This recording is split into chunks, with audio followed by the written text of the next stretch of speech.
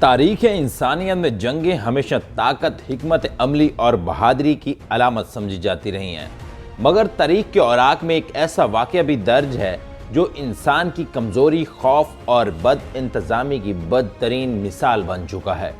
یہ وہ جنگ ہے جس میں دشمن نے ایک بھی گولی نہیں چلائی لیکن ہزاروں جانیں ضائع ہو گئیں۔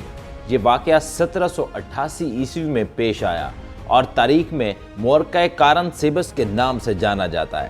اس وقت سلطنت عثمانیہ اور اسٹیریائی سلطنت کے درمیان طویل اور خونی جنگیں جاری تھیں۔ خاص طور پر ویانا کی گرد و نواح میں عثمانیوں کی پیش قدمی نے پورے یورپ کو خوف میں مبتلا کر رکھا تھا۔ شہر قارن سیبس اس خطے میں غیر معمولی اسٹریٹجک اہمیت حاصل تھی کیونکہ اسے اسٹیریا کا دفاعی دروازہ سمجھا جاتا تھا۔ اگر یہ شہر عثمانیوں کے قبضے میں چلا جاتا تو اسٹیریائی سلطنت کا دفاع تقریباً ٹوٹ جاتا۔ ایسے حالات میں اسٹیریائی فوج نے اپنے چند کشاف یعنی جاسوس دشمن کی نقل و حرکت کا جائزہ لینے کے لیے رات کے وقت آگے بھیجے۔ اندھیری رات، غیر واضح احکامات اور تھکے ہوئے سپاہی، یہ سب پہلے ہی ایک خطرناک ماحول بن چکا تھا۔ راستے میں ان کشافوں کا سامنا خانہ بدوشوں کے ایک گروہ سے ہوا جو شراب فروخت کر رہے تھے۔ جنگی ماحول میں یہ ایک غیر معمولی مگر حقیقت پر مبنی لمحہ تھا۔ سپاہیوں نے سوچا کہ دشمن ابھی دور ہے، تھوڑی دیر سستانے اور خود کو گرم رکھنے میں کیا حرج ہے۔ شراب خریدی گئی، پینا شروع کیا گیا اور بہت جلد وہ سپاہی نشے میں دھت ہو گئے۔ کچھ ہی دیر بعد اسٹیریائی فوج کا ایک اور دستہ اسی مقام پر پہنچا اور اس نے بھی شراب میں شامل ہونے کی خواہش ظاہر کی، مگر نشے میں چور کشافوں نے انکار کر دیا۔ بات تلخی سے جھگڑے تک جا پہنچی، آوازیں بلند ہوئیں اور اسی کشمکش کے دوران اچانک ایک گولی فضا میں چل گئی۔ کسی کو معلوم نہ ہو سکا کہ یہ گولی کس نے چلائی، مگر اسی لمحے کسی نے خوف زدہ ہو کر چیخ ماری کہ عثمانی فوج حملہ ور ہو چکی ہے۔ بس یہی ایک جملہ پورے لشکر کے لیے قیامت بن گیا۔ نشے میں دھت سپاہی بدحواسی میں ادھر ادھر بھاگنے لگے اور سامنے موجود اسٹیریائی دستوں کی طرف لپکے۔ اندھیرے میں شور و غل کے عالم میں سامنے والے دستوں نے سمجھا کہ واقعی عثمانی فوج حملہ کر چکی ہے۔ وہ پیچھے ہٹنے لگے، گھوڑے بدکنے لگے، افسران چیخنے لگے اور ہر طرف افراتفری پھیل گئی۔ جب یہ بھاگتے ہوئے دستے مرکزی کیمپ کے قریب پہنچے تو وہاں موجود فوج نے انہیں عثمانی سپاہی سمجھ کر بلا سوچے سمجھے فائرنگ شروع کر دی۔ جواب میں پیچھے ہٹنے والے سپاہیوں نے بھی گولیاں چلا دیں۔ یوں دیکھتے ہی دیکھتے ایک منظم فوج ایک بے قابو ہجوم میں بدل گئی۔ یہ وہ لمحہ تھا جب اسٹیریائی فوج اپنے ہی خلاف جنگ لڑ رہی تھی۔ اس صورتحال کو مزید خطرناک بنانے والی بات یہ تھی کہ اسٹیریائی فوج مختلف قومیتوں پر مشتمل تھی۔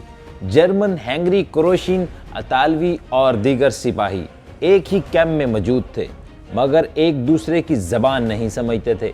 جب کوئی افسر جرمن زبان میں حکم دیتا تو دوسرا سپاہی اسے غلط سمجھ لیتا۔ بعض مورخین کے مطابق آلٹ جیسے الفاظ کو بھی دشمنی کا نعرہ سمجھ لیا گیا۔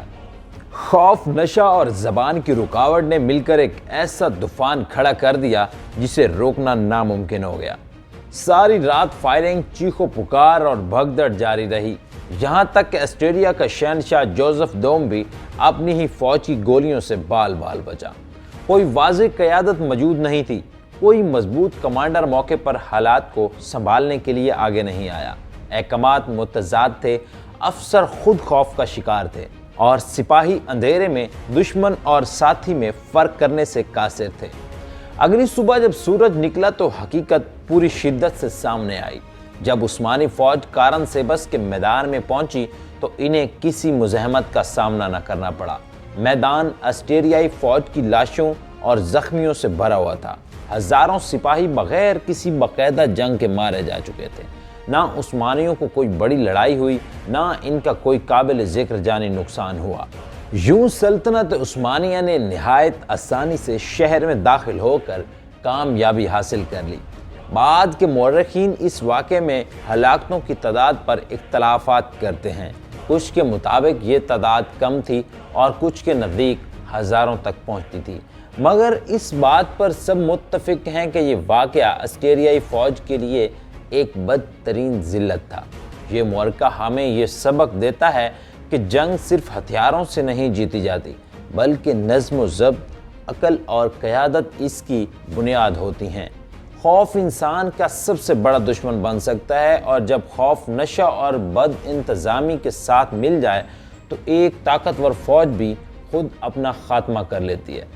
کارن سیبس کی جنگ اسی انسانی کمزوری کا ایک ایسا آئینہ ہے جو آج بھی ہمیں یہ یاد دلاتا ہے کہ کبھی کبھی تاریخ کی سب سے بڑی شکست دشمن کے ہاتھوں نہیں بلکہ ہماری اپنی غلطیوں سے ہوتی ہے۔ اس طرح کی مزید ویڈیوز دیکھنے کے لیے ہمارا یوٹیوب چینل لائک کریں، سبسکرائب کریں اور بیل آئیکن کو دبا دیں تاکہ میری ہر آنے والی ویڈیو سب سے پہلے آپ کو موصول ہو۔ شکریہ۔